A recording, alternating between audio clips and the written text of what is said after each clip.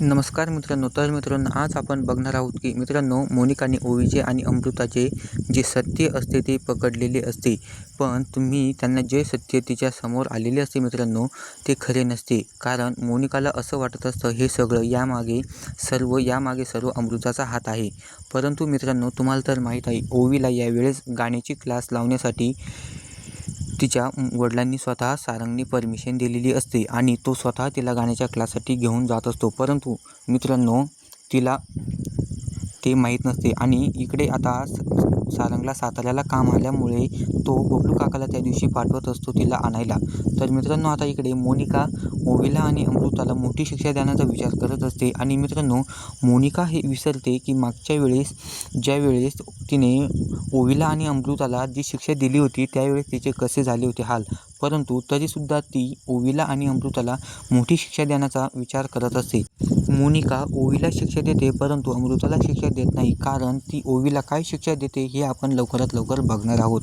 तर मित्रांनो, आता इकडे अबीर आपल्या बाबापाशी बसून आईला परमिशन मागवण्यासाठी बाबांशी हट्ट करत असतो आणि तो म्हणत असतो, बाबा, आईला समजावून सांगा की जाऊ द्या ना मला उद्या गड बघायला.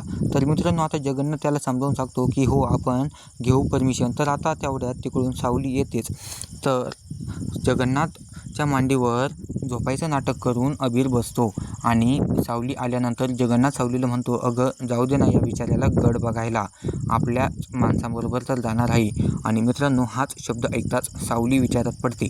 सावली नेमकं विचार करत असते की कोणते आपले माणसं तिथे म्हणते ती, आणि त्या माणसाला मी अजून बघितलं नाही ज्या माणसाला तुम्ही आपली माणसं म्हणत आहात. तर असं ती जगन्नाथला बोलत असे. पण जगन्नाथ तिला समजावून सांगतो की ते ओवीचे बाबा आपल्या अबीरचे सुपर हिरो काही नाही, मी त्यांना 1-2 वेळेस बघितले आहे, खूप चांगला माणूस आहे तो, त्यामुळे जाऊ दे. तर असं ऐकून सावली जगन्नाथच्या विश्वासावर ती त्याला परमिशन देऊन टाकते. तर मित्रांनो, अबीर आपल्या बाबांच्या मांडीवर डोकं ठेवून हे सगळं ऐकत असतो, शांतपणे तिथे ऐकत असतो. आणि ज्यावेळेस सावली तिथून निघून जाते तर अबीर आणि जगन्नाथ दोघे नाचायला सुरुवात करतात आणि गाणं म्हणतात, आता गड बघायला जायचंय. आणि तेवढ्यात तिकडून सावली पुन्हा मागं येते. तर ती या दोघांची ही मस्करी चालू असते आणि ही सगळं बघून ती सावली आता समोर येते आणि सावलीसुद्धा आश्चर्यचकित होऊन थोड्याच वेळात त्यांच्यासमोर पण नाचायला लागते आणि गाणं गाऊ लागते, गड बघायला जायचंय. आणि मित्रांनो, आता इकडे मोनिकाने जी शिक्षा सुनावलेली असते ती म्हणजे ती त्या ओवीला तिच्या रूममध्ये तिला एकटं कोंडून घेणार असते आणि अमृताला तिने ताकीद दिलेली असते की या मुलीबरोबर तू बोलायचं नाही आणि जोपर्यंत मी दार उघडत नाही तोपर्यंत कुणीही दरवाजे उघडणार नाही आणि या मुलीला खायलासुद्धा काही द्यायचं नाही, अशी ती शिक्षा तिने ओवीला सांगितलेली असते. तर ती अमृताला तिथून हिसकावून बाहेर काढते आणि ओवीच्या रूमचा दरवाजा लावून घेते. आणि मित्रांनो, मोनिका हे यामुळे शक्य करू शकली कारण सारंग आता साताऱ्याला गेलेला असतो. पण आता मोनिकांनी याचा विचार केला नव्हता, कारण जर सारंग साताऱ्यावरून लवकर घरी आला तर आता काय होईल. आणि मित्रांनो, ते सगळं झाल्यानंतर मोनिका तिथून निघून जाते आणि ओवीची वाट बघत अमृता तिथेच बसते आणि अमृताला ओवीची काळजी वाटते. तर त्यामुळे ते अमृता ओवीसाठी खायला काहीतरी घेऊनच येते. तर तेवढ्यात त्या ठिकाणी अमृताला शुभ्रा लपून बघत असते. तर तेवढ्यात शुभ्रा आपल्या आईकडे म्हणजे मोनिकाकडे जाते आणि सांगते की अमृता काकू ओवीसाठी काहीतरी खायला घेऊन जात आहेस. तर तेवढ्यात मोनिका तिकडे जाते आणि अमृताला ओरडते. आणि मित्रांनो, आता मोनिका त्या ओवीच्या रूमला कुलूप लावते आणि चावी आपल्याबरोबर घेऊन जाते. तर आता मित्रांनो, जर नेमकं आता लगेच सारंग घरी आला तर नेमकं आता काय होईल याचा विचार मोनिकाने केला नव्हता.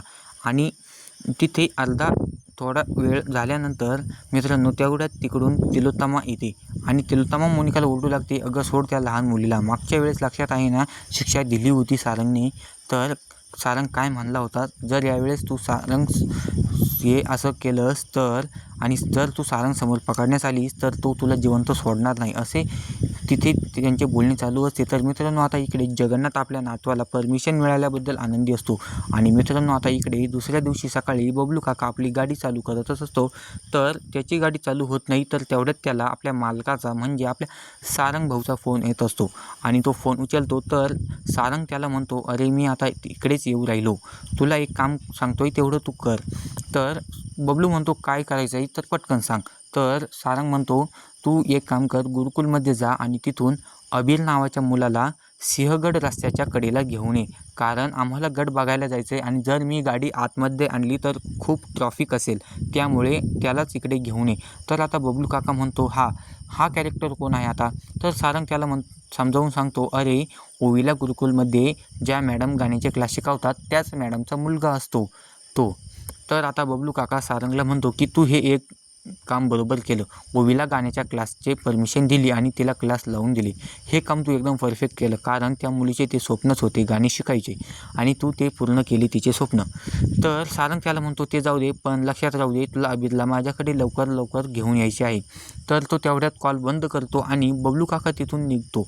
आणि मित्रांनो, जेवढ्यात बबलू काका तिकडे अबीरला न्यायला येतो आणि तो तिथे गुरुकुलमध्ये वॉचमॅनला आपली ओळख देऊन अबीरला घेऊन येतो, तेवढ्यात थोडं पुढं आल्यानंतर मित्रांनो त्याला एक गाडी आडवी येते, ज्याचा तुम्ही विचार केला नव्हता. ती गाडी कोणाचीच नसून ती त्या रतन शेठची गाडी आणि त्यामध्ये रतन शेठ व त्याची काही गुंड माणसे असतात. गाडीतून उतरतात आणि रतन अबीरला आपल्या हातात पकडतो व त्याची गुंड बबलू काकाला मारतात.